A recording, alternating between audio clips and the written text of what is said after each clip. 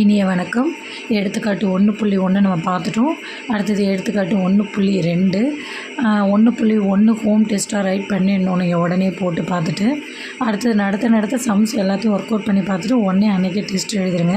இப்போ A/B equal to 3,2 3,4 5,2 5,4ன்னு சொல்லி நம்மளுக்கு உறுப்பு கொடுத்துருக்காங்க. எப்போவுமே என்ன பண்ணுவாங்க, ஏ செட்டும் பி செட்டும் கொடுத்துட்டு கார்ட்டீசியன் பெருக்கல் பண்ண சொல்லுவாங்க. ஆனால் இங்கே என்ன சொல்லியிருக்காங்க, கார்ட்டீசியன் பெருக்கல் பண்ணிவிட்டு ஏ செட்டும் பி செட்டும் கண்டுபிடிக்க சொல்கிறாங்க. இப்போது A/B அப்படின்னு சொல்லிட்டு வேல்யூஸ் கொடுத்துருக்காங்க இல்லையா, அந்த வேல்யூஸ் எப்படி இருக்குது, கார்ட்டீசியன் பெருக்கல் பண்ணின வேல்யூஸ். அதாவது எப்போவுமே ஏ செட்டும் பி செட்டும் கொடுத்துருவாங்க, அப்புறமா நம்ம A/B அதாவது கார்ட்டீசியன் பெருக்கல் பண்ணுவோம். ஆனால் இங்கே டைரெக்டாக கார்ட்டீசியன் பெருக்கல் பண்ணிட்டாங்க. அப்போ நம்ம ஏ செட்டு என்னன்னு கண்டுபிடிக்கணும், பி செட்டு என்னன்னு கண்டுபிடிக்கணும். புரியுதுங்களா? எப்போயுமே கொஷினை பார்க்கும்போது எப்படி கேட்டிருக்காங்கன்னு பாருங்கள். எப்போயுமே சுற்றி வளைச்சும் கேட்பாங்க, டைரெக்டாகவும் கேட்பாங்க. அது எப்படின்னு புரிஞ்சுக்கிட்டு நம்ம ஆன்சர் பண்ணணும். இப்போ நல்லா பாருங்கள். இப்போது A/Bயில் 3,2 3,4 5,2 5,4ன்றது அந்த ஃபஸ்ட்டு வேல்யூ எல்லாமே என்னது, ஏ செட்டாக தான் இருக்கும். செகண்ட் வேல்யூ எல்லாமே என்னது, பி செட்டாக தான் இருக்கும். இன்னொன்று செட்டோட கண்டிஷன் என்ன, செட்டுக்குள்ளே ரிப்பீட்டட் நம்பர்ஸ் வரக்கூடாது அப்படின்னு தான் அர்த்தம். அப்படின்னும் போது இங்கே பாருங்கள், நான் போட்டதை காட்டுறேன் பாருங்கள். இப்போது 3,2 3,4 5,2 அதை அப்படியே எடுத்துக்கிறேன்.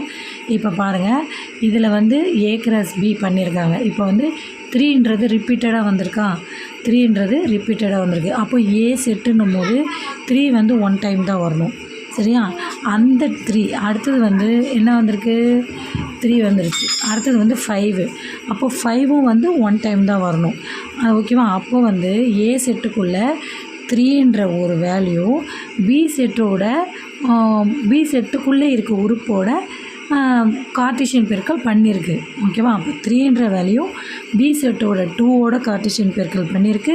அதேமாதிரி 3ன்ற வேல்யூ பி செட்டோட 4ஓட கார்ட்டீசியன் பண்ணியிருக்கு. ஓகேவா? அதே மாதிரி 5 எடுத்துக்கிறோம். 5 அதேமாரி 2ஓடையும் 4ஓடையும் கார்ட்டீசியன் பெருக்கல் நடந்திருக்கு. அப்போது ஃபஸ்ட்டு ஏ செட்டோட வேல்யூ என்னது, 3,5 ரிப்பீட்டடாக வரக்கூடாது.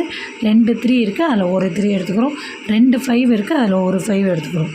அடுத்தது செகண்ட் வேல்யூ எல்லாமே என்னது, எப்போவுமே பி செட்டு தான். பி செட்டில் என்ன வந்திருக்கு, இங்கே 2 வந்திருக்கு, இங்கே 4 வந்திருக்கு. 2ம் 4ம் எதோட பேர் ஆகிருக்கு, 3யோட பேர் ஆகிருக்கு. இப்போ 3 எடுத்துக்கிட்டு அதுக்கு 2யும் 4யும் நம்ம கார்ட்டீசியன் பெருக்கல் பண்ணியிருக்கோம். அப்போது 2,4.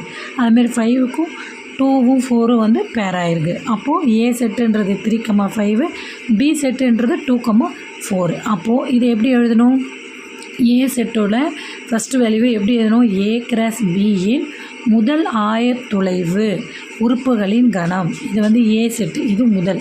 ஓகேவா? இந்த உறுப்புகளின் கணம் அப்படின்னு சொல்லணும். என்ன உறுப்பு, முதல் ஆயத்தொலைவின் உறுப்புகளின் கணம் அப்படின்னு எழுதணும்.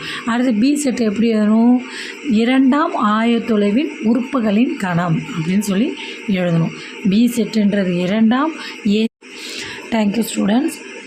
இன்றைக்கி போட்ட சம்ம எக்ஸாம்பிள் 1.2 உடனே ஒர்க் அவுட் பண்ணிவிட்டு ஹோம் டெஸ்ட்டை ஃபாலோ பண்ணுங்கள். ஹோம் டெஸ்ட்டு பண்ண தான் உங்களால் மார்க் ஸ்கோர் பண்ண முடியும். அப்போ நடத்துகிற சம்ம எல்லாத்தையும் ஒர்க்